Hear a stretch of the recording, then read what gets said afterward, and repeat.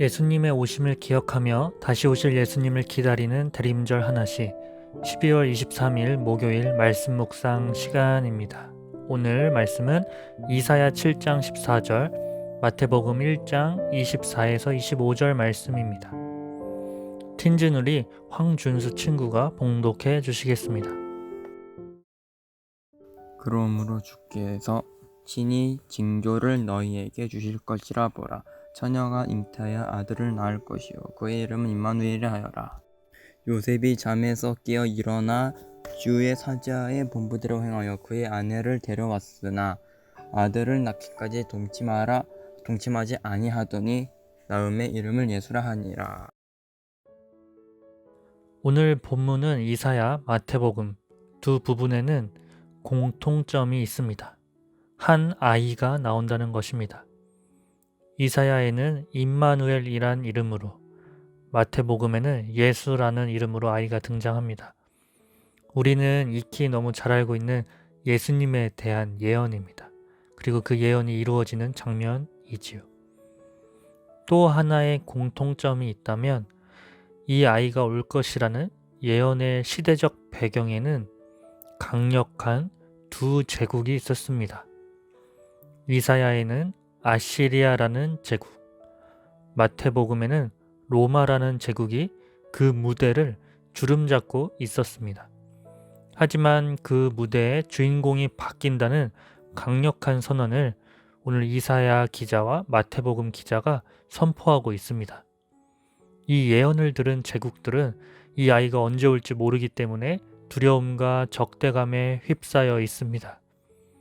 얼마나 불안했던가 헤롯은 그때 당시 모든 아이를 죽이라는 명령을 내리기까지 하죠. 그들의 불안함과 방해를 뚫고 예수님께서는 이 땅에 오셨습니다.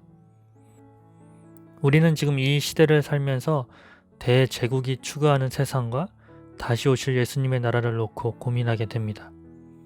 그러나 진리는 우리의 선택과는 상관없이 우리의 선택을 넘어서서 제국이 망하는 것도 유지하는 것도 마음대로 할 수 없을 뿐더러 예수님께서 다시 오실 것은 예정되어 있는 사실입니다. 그렇기에 이 세상엔 예수님을 두려워하는 자와 예수님을 기다리는 자로 나뉘게 되죠. 이것이 바로 예수님께서 이 땅에 오신 것을 기적이라 이야기하고 또 다시 오실 예수님을 기다리는 우리에게 큰 소망이 되는 것입니다. 이 세상의 모든 것들은 예수님께서 다시 오심을 이미 통보를 받았습니다. 만약 우리가 예수님께서 다시 오심을 반기지 않는다면 우리는 제국을 중시하는 삶을 살고 있는 것이겠습니다. 다시 이야기하지만 우리의 선택과는 상관없이 예수님께서는 다시 오실 것이고 우리가 중요하게 생각하는 것이 무엇인지에 따라 결과가 나뉘어질 것입니다. 우리가 예수님이 아닌 다른 것에 집중하고 있다면 두려움과 떨림으로 그날이 속히 올 것입니다.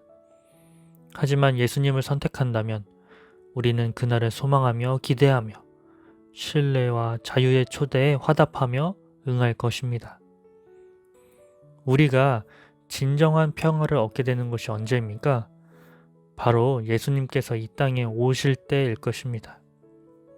우리의 슬픔과 아픔이 사라지고 진정한 위로를 얻는 때가 언제입니까? 바로 예수님께서 이 땅에 오실 때일 것입니다. 이 땅에 눈물이 그치고 회복이 이루어지는 때는 언제입니까? 바로 예수님께서 오실 때 일어날 것입니다.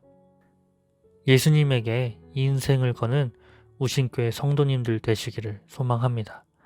기도하겠습니다. 하나님, 예수님께서 오셔서 얼마나 감사한지 모르겠습니다. 그러나 지금 우리가 살아가는 순간 예수님을 어떠한 마음으로 바라보고 있는지, 기다리고 있는지 돌아보게 됩니다.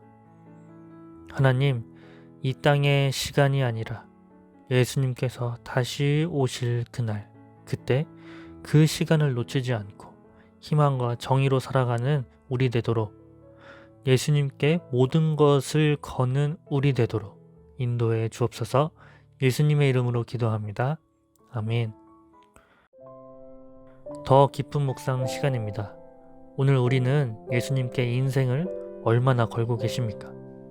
올인이십니까? 예수님이 아니라면 어디에 우리 자신을 걸고 살고 있는지 돌아보기를 소망합니다. 그리고 다시금 예수님께로 돌이키는 묵상이 되기를 소망합니다. 이 시간 함께 묵상하도록 하겠습니다.